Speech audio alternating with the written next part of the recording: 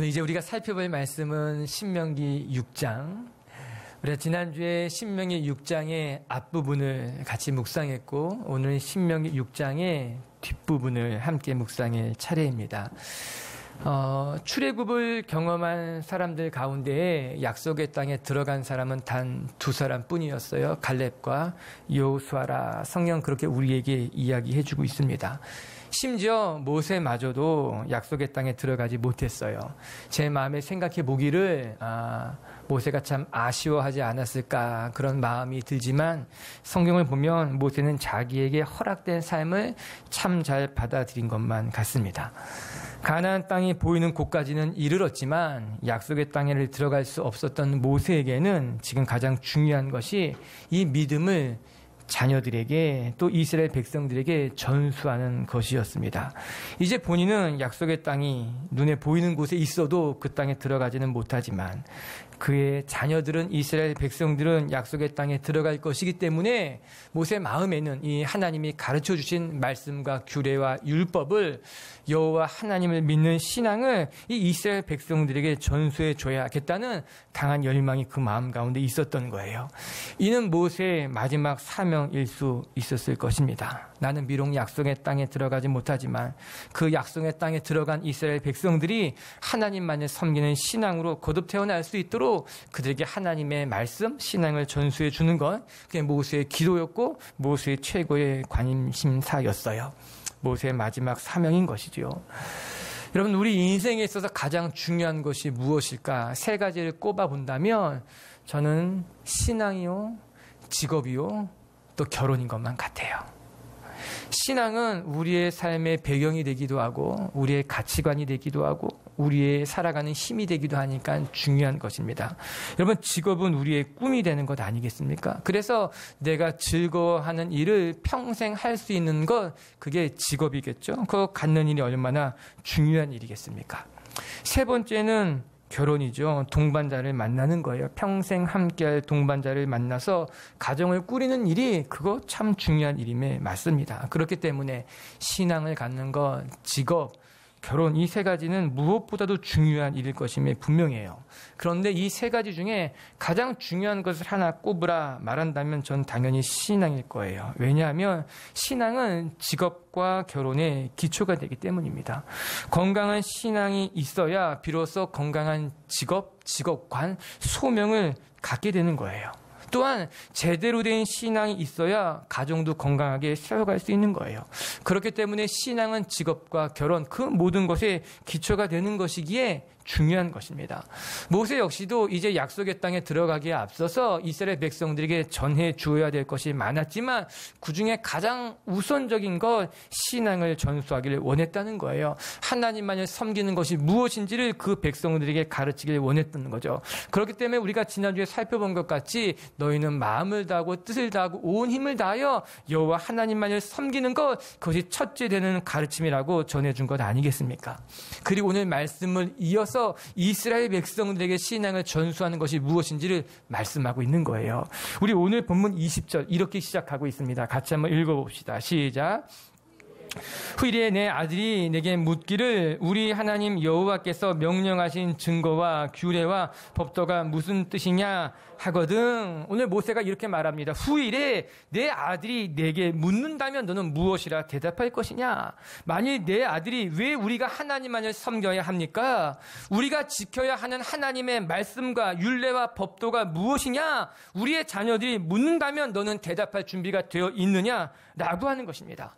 전 여러분에게 동일하게 물어보고 싶어요. 여러분의 자녀들이 우리가 왜 신앙을 가져야 하는지, 우리가 섬기는 하나님은 어떤 분인지, 우리는 그 하나님의 말씀을 왜 지켜야 되는지 물어본다면 여러분은 아이들에게 가르쳐줄 말씀이 준비되어 있느냐라고 하는 거죠.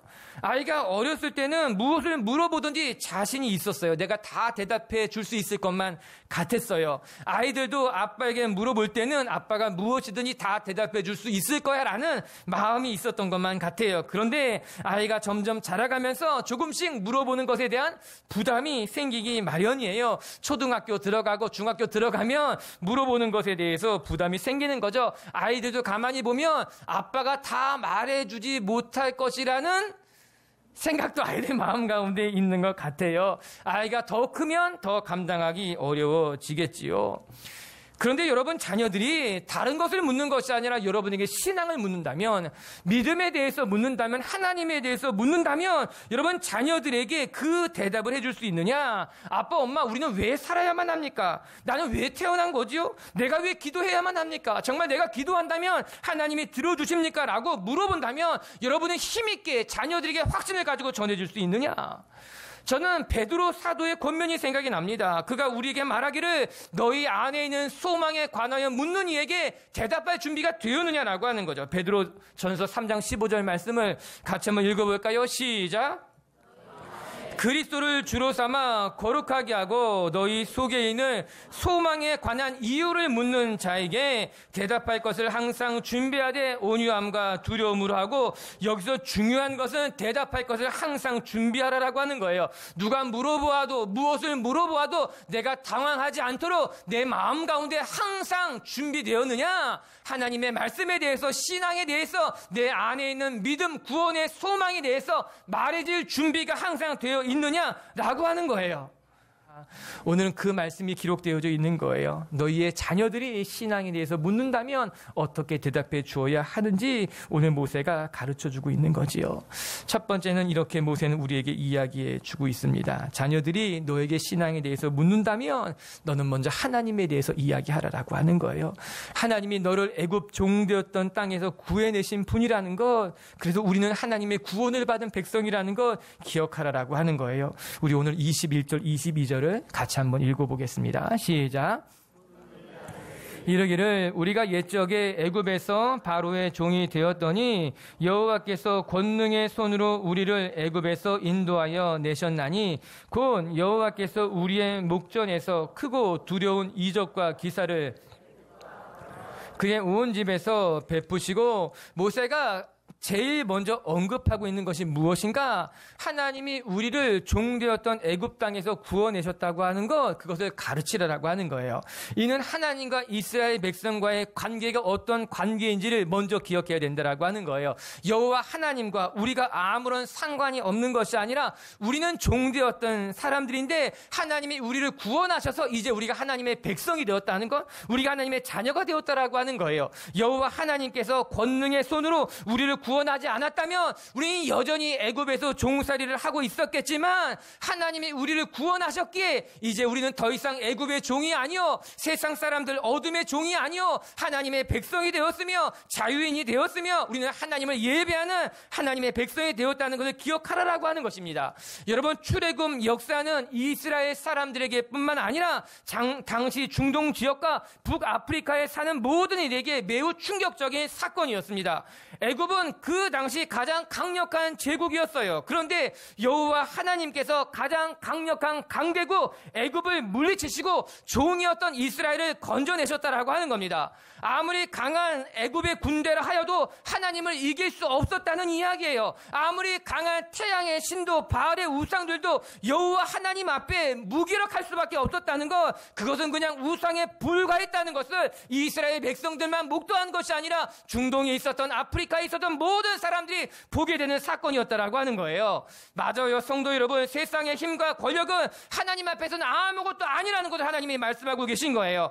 하나님께서 재앙으로 치시면 살아남을 나라가 없다라고 하는 거예요. 하나님께서 역사하시면 안 될 것이 아무것도 없다라고 하는 거예요. 이는 너희 자녀들에게 알게 하라라고 하는 거죠. 너희를 애굽의 강한 나라에서 건져내신 분이 하나님이고, 그 하나님이 얼마나 크고 강한 분인지를 우리가 기억해야 된다라고 하는 것입니다.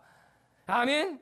우리가 종종 감당하기 어려운 큰 파도를 만나게 되면 너무 두려운 나머지 그 파도를 지으신 하나님을 잊어버리게 되는 거예요. 우리의 삶에 큰 그늘이 들어오게 되면은 마음이 너무나 낙심된 나머지 그 그늘 너머에는 하나님을 보지 못할 때가 많다라고 하는 거예요. 그렇기 때문에 우리는 눈에 보이는 일 때문에 낙심하게 되고요, 눈에 보이지 않은 미래 때문에 걱정하게 된다라고 하는 거예요. 그러나 오늘 모세를 통해서 우리가 배우게 되는 거예요. 당시 가장 강력한 애국 군대를 하나님이 10개의 재앙으로 무너뜨린 것 같이 하나님이 너희를 건져주실 것이라고 하는 거예요. 우리가 믿고 따르는 하나님은 홍해를 가르친 하나님이고 여리고를 무너뜨리는 하나님이고 애굽의 군대를 삼키신 하나님이라는 걸 너희가 기억하라라고 하는 거예요. 우리의 신앙은 그런 신앙이라고 하는 거예요. 두려운 신앙이 아니라, 무기력한 신앙이 아니라, 이 세상의 강대국을 무너뜨리고 하나님을 막을 자가 없는 신앙이 우리가 붙들고 있는 여호와 하나님의 신앙이라고 하는 거예요. 이 신앙을 가지고 살아가는 분들이 되게 주님의 이름으로 축복합니다. 그래서 우리는 하나님의 은혜로 살아가는 사람이 됐다는 거예요. 내 힘으로 살아가는 것이 아니라 하나님의 구원으로 살아왔다라고 하는 거죠. 내가 나를 지킨 것이 아니라 하나님이 우리를 지켰다는 것을 모세가 말해주고 있는 거예요. 여러분, 신명기 6장 10절과 11절, 우리가 읽은 본문은 아니지만 그 앞절에 이런 말씀이 나와요. 같이 한번 자막을 통해 읽어봐요. 시작. 내 조상 아브라함과 이삭과 야곱을 향하여 내게 주리라 맹세하신 땅으로 너를 들어가게 하시고 내가 건축하지 아니한 크고 아름다운 성읍을 얻게 하시며 내가 채우지 아니한 아름다운 물건이 가득한 집을 얻게 하시며 내가 파지 아니한 우물을 차지하게 하시며 내가 심지 아니한 포도원과 감람나무를 차지하게 하사 내게 배불리 먹게 하실 때에 이는 이제 이스라엘 백성이 가나안 땅에 들어가서 차지하게 될 것에 대해서 구체적으로 이야기하고 있는 겁니다. 너희가 가나안 땅에 들어가게 되면 너희가 건축하지 않은 성읍을 차지하게 될 것이고 너희가 채우지 않은 집을 얻게 될 것이고 너희가 수고하지 않은 우물을 내가 마시게 될 것이고 심지어는 너희가 심지 않은 과실들을 포도나무와 감람나무를 내가 얻게 될 것이라고 이야기하고 있는 거예요. 너희가 수고하지 않은 성읍이지만 내가 수고하지 않은 우물이지만 그 모든 것을 내가 얻게 될 거라고 말씀하는 거죠. 여러분, 이것이 은혜란 거예요. 은혜가 무엇인지를 정확히 말씀해주고 있는 거예요. 은혜는 하나님이 우리에게 거둬주시는 선물이라고 하는 거예요. 내가 그만큼 수고하지 않았음에도 불구하고 하나님이 채우시고 부으시는 것이 은혜인 거예요.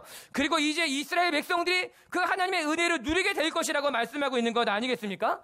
사랑하는 성도 여러분, 하나님의 자녀들은 누리게 되는 은혜가 있기 마련이라고 하는 거예요. 내가 수고한 것이 아니지만 하나님이 주시는 선물이 있는 거예요. 내 힘으로 얻을 수 있는 것이 아니지만, 내가 누릴 수 있는 것이 아니지만 하나님이 시시때때로 우리의 삶 가운데 채우시고 우리의 삶을 선하게 인도하신다라고 하는 거예요. 마치 여리고성이 무너진 것만 같이, 마치 홍해가 저절로 갈라진 것만 같이 기적을 믿는 이들 가운데 하나님이 베푸시고 채우시는 은혜가 우리의 삶 가운데 있다라고 하는 것이죠. 아멘. 여기서 우리가 착각하지 않아야 될 것이 한 가지가 있어요. 그건 무엇인가? 그러면 우리는 아무것도 하지 않아도 되느냐 하는 거예요. 하나님이 은혜로 우리의 삶을 다 채워주신다면 우리가 수고하지 않아도, 우리가 노력하지 않아도, 우리가 아무것도 하지 않아도 되는 것이냐? 우리가 이런 착각을 할 수 있다라고 하는 거예요. 아니에요. 이스라엘 백성들이 그들이 건축하지 않은 성읍을 차지해요. 그들이 채우지 않은 집도 얻어요. 그들이 심지 않은 과실도 먹게 되지만 그래요. 그건 하나님이 주신 선물임에 틀림이 없어요. 그러나 그 모든 것을 차지하기 위해서 이스라엘 백성들은 가나안 사람들과 치열한 정복 전쟁을 한다라고 하는 겁니다. 목숨을 걸고 여리고성을 13바퀴 돌았다라고 하는 거예요. 자기의 자녀와 가축들을 요단 동편에 두고 남자들은 요단강을 건너가서 정복 전쟁에 나아가 그들과 맞서 싸우는 시간들을 가졌다라고 하는 거예요. 앞으로도 그런 시간이 그들 가운데 필요하다라고 하는 겁니다. 이스라엘 백성들이 아무것도 안 하면서 얻은 것이 아니라 그들은 목숨을 걸고 싸웠어요. 은혜라고 하는 것은요, 내가 아무것도 하지 않았는데 하나님이 우리에게 승리를 주는 것이 아니라 우리가 목숨을 걸고 최선을 다해 싸울 때 그 전쟁을 승리하게 하시는 것이 하나님이 주시는 은혜라고 하는 거예요. 내가 누릴 수 없는 것, 내가 가질 수 없는 것을 하나님이 주시지만 우리는 그것을 위해서 노력하고 수고하고 성실하게 내 삶의 자리를 지켜나갈 때 하나님이 그 수고의 끝자락에서 우리의 삶 가운데 베푸시는 것이 은혜라고 하는 것이에요. 우리가 인생을 살면서 실패를 통해 뼈저리게 배우게 되는 것이 있습니다. 그것은 열심히 노력했는데도 안 되는 것이 있다는 거예요. 사실 그렇지 않습니까? 정말 열심히 했는데도 안 될 때가 있습니다. 내가 노력했는데 남들보다 더 많이 수고하고 노력했음에도 불구하고 뜻대로 되지 않을 때가 있다라고 하는 거예요. 우리는 이런 일들을 경험하면서 배우게 되고 성장하게 되는 거예요. 아, 내 뜻대로 되는 것만은 아니구나. 때로는 내가 노력해도 안 되는 것이 있구나 깨닫게 된다라고 하는 거죠. 그래서 사람들이 이렇게 말합니다. 노력해도 운과 때가 따라줘야 된다라고 하는 거예요. 그리고 그 말은 맞는 말처럼 느껴질 때가 많습니다. 그래요. 열심히 수고했는데도 안 될 때가 있어요. 운도 필요하고 때도 맞아떨어져야 되는 것만 같아요.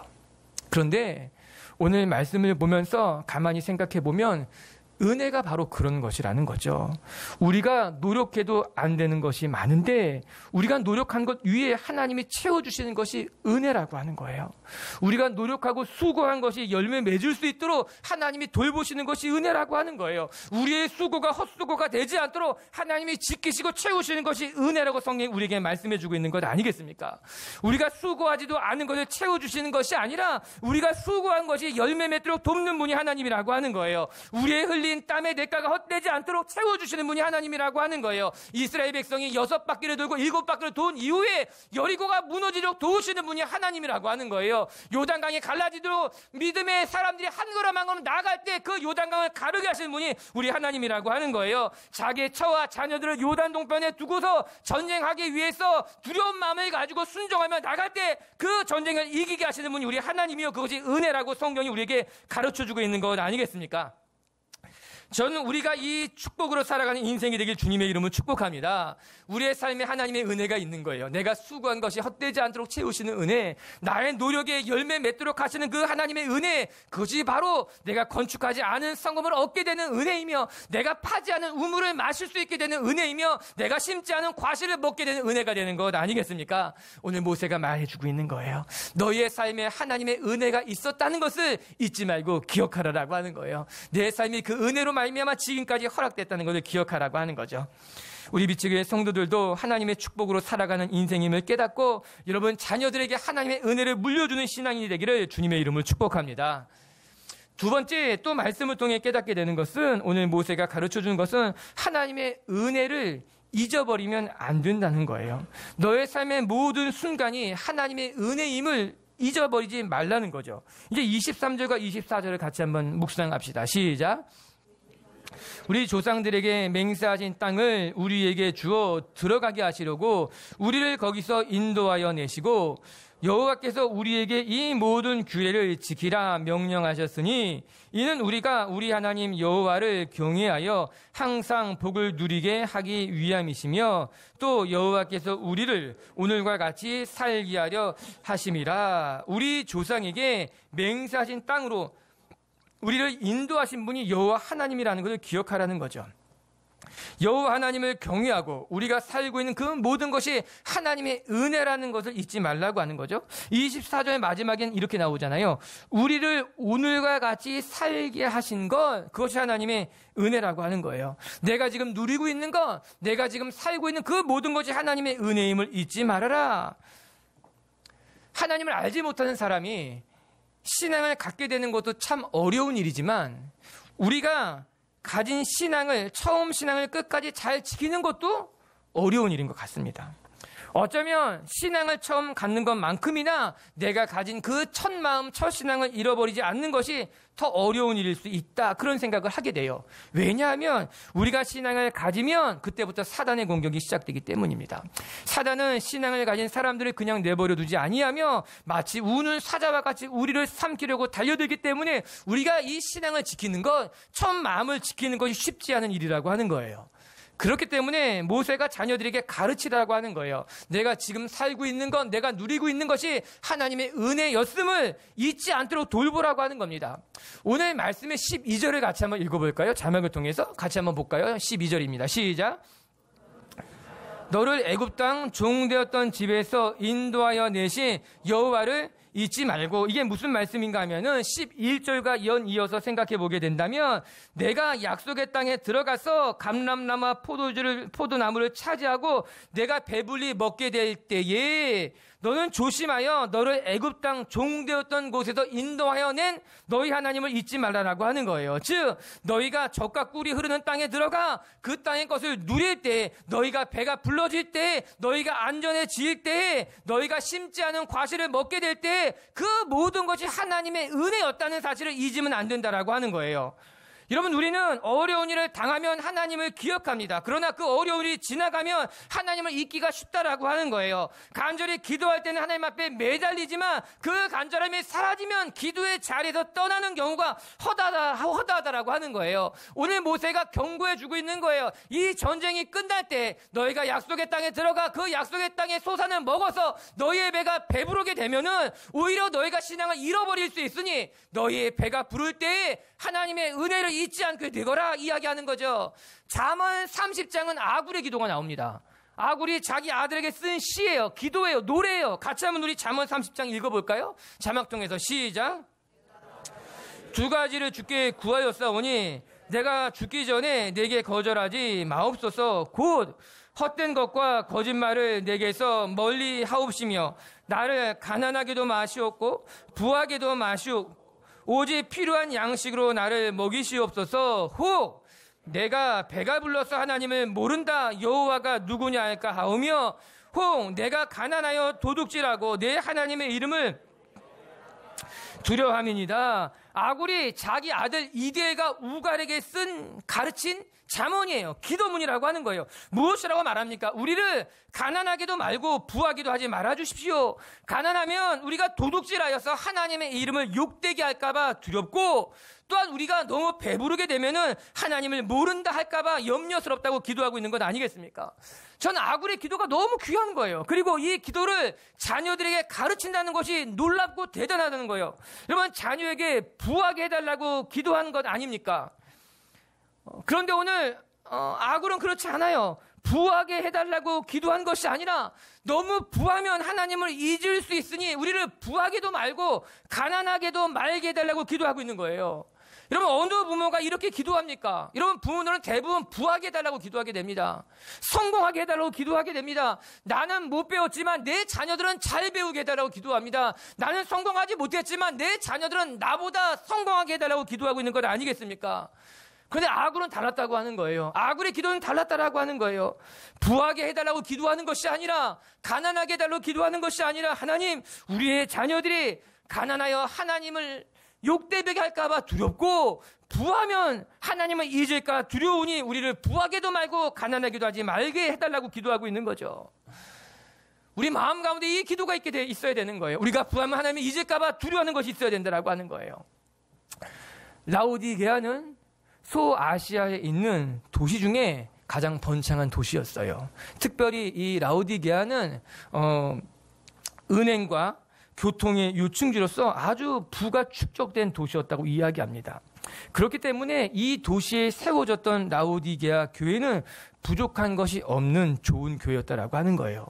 그래서 스스로 생각하기를 우리는 부자라 부유하여 부족한 것이 없다고 이야기하게 됩니다. 그러나 하나님 눈에 보기에는 그렇지 않았다는 거예요. 그들이 부유한 도시에 세워져 부족함 없이 신앙생활을 하고 있었을지는 모르지만 하나님 눈에 보기에는 그들은 한없이 가난한 자였다는 거죠. 부족한 자였다는 거예요. 요한계시록 3장 17절에는 이런 말씀이 나와요. 한번 같이 읽어봐요.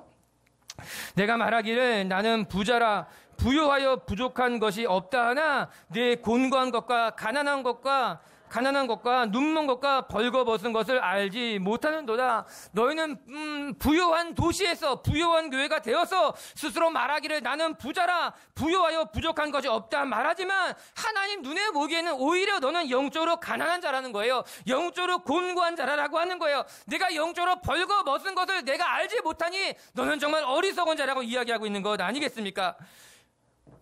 요한계시록에 소개되는 소아시아에는 7개의 교회가 있었어요. 그것이 에베소 교회, 빌라델피아 교회, 서머나 교회, 사대 교회, 10개, 7개의 교회가 있었는데 그 7개의 교회 가운데 칭찬이 단 한 번도 등장하지 않은 교회가 바로 라오디게아 교회라고 하는 거예요. 그들은 스스로 생각하기를 우리는 부자라 우리는 부유하여 부족함이 없이 신앙생활 한다고 말하지만 하나님이 그들에게 보기에는 그들은 오히려 가난한 자였어요. 가련한 자였어요. 벌거벗었지만 벌거벗은지도 모르는 자였다라고 하는 거죠. 그래서 하나님이 모든 교회마다 책망할 것과 칭찬할 것을 이야기하지만 라오디게아 교회만큼은 칭찬할 만한 것이 아무도 없었다라고 하는 거예요. 왜? 그들이 하나님의 사랑을 잃어버린 거예요. 은혜를 잃어버린 거예요. 넉넉할지 모르지만 부유할지 모르지만 처음 가졌던 신앙을 잃어버렸기 때문에 오히려 그들은 가난한 자요, 가련한 자요, 부족한 자라고 하나님이 말씀하고 있는 것 아니겠습니까? 맞아요. 신앙은 갖는 것도 어렵지만 신앙을 지키는 것은 더 어려운 일일 수 있다라고 하는 거예요. 우리의 삶이 부해졌을 때, 우리의 삶의 고난이 사라질 때 우리가 이 신앙을, 이 은혜를 지키는 일이 쉽지 않은 일이라고 하는 거죠. 그렇기 때문에 모세가 자녀들에게 말해주고 있는 거예요. 내 삶의 모든 것이 하나님의 은혜였음을 내가 한시도 잊으면 안 된다라고 하는 것이죠. 그것이 바로 믿음이 무엇이냐 묻는 이스라엘 2세대에게 내가 오늘 가르쳐야 될 하나님의 말씀이고 하나님의 신앙이라고 이야기하고 있는 건 아니겠습니까? 사랑하는 성도 여러분, 우리의 삶의 모든 것이 하나님의 은혜였음을 잊지 않게 되기를 주님의 이름으로 축복합니다. 그리고 우리가 힘들고 어려울 때만 기도의 자리에 나가는 것이 아니라 하나님이 우리의 삶을 형통하게 할 때, 우리의 삶이 넉넉하여 부족한 것이 없을 때 오히려 그때 하나님을 더 기억하며 하나님 앞에 감사할 수 있는 성숙한 신앙인들이 되기를 주님의 이름으로 축복합니다. 말씀을 정리합시다. 오늘 20절은 이렇게 시작이 됩니다. 후일에 내 아들이 내게 묻기를 우리 하나님 여호와께서 명령하신 증거와 규례와 법도가 무슨 뜻이냐 묻거든. 우리 미치교회 성도 여러분, 여러분의 자녀들이 신앙이 무엇이냐고, 우리가 왜 기도해야 되고 우리가 붙들어야 될 말씀이 무엇이냐고 묻는다면 여러분의 자녀들에게 여러분이 해줄 말씀을 준비하는 분들이 되길 주님의 이름을 축복합니다. 자녀들뿐만 아니라 여러분의 이웃이 누군가가 내게 신앙에 대해서 이야기해달라고, 내게 믿음이 무엇인지 말해달라고 묻는 자가 있다면 그에게 여러분이 가지고 있는 소망에 대해서, 믿음에 대해서 증거해 줄 수 있는 훈련된 준비된 하나님의 사람들이 되기를 주님의 이름을 축복합니다. 그리고 두 번째, 우리가 붙들고 있는 신앙은 무엇인가? 그것은 바로 하나님이 우리를 애굽 땅에서 건져내셨다고 하는 것, 우리가 이제 하나님의 자녀가 되었고 하나님이 우리 하나님이 되었다고 하는 것, 그 모든 것이 하나님의 은혜였다는 것을 기억하는 것이다. 저와 여러분 삶의 모든 것이 하나님의 은혜임을 기억하며 그 하나님을 붙드는 분들이 되기를 주님의 이름으로 축복합니다. 그리고 세 번째, 우리가 부요하게 되어도 하나님을 잊지 않은 사람들이 되시길 바랍니다. 여러분의 삶이 형통케 되는 날 오히려 하나님을 찬송하고 감사하며 이 모든 것이 하나님의 은혜였다 기억할 수 있는 저와 여러분이 되기를 바랍니다.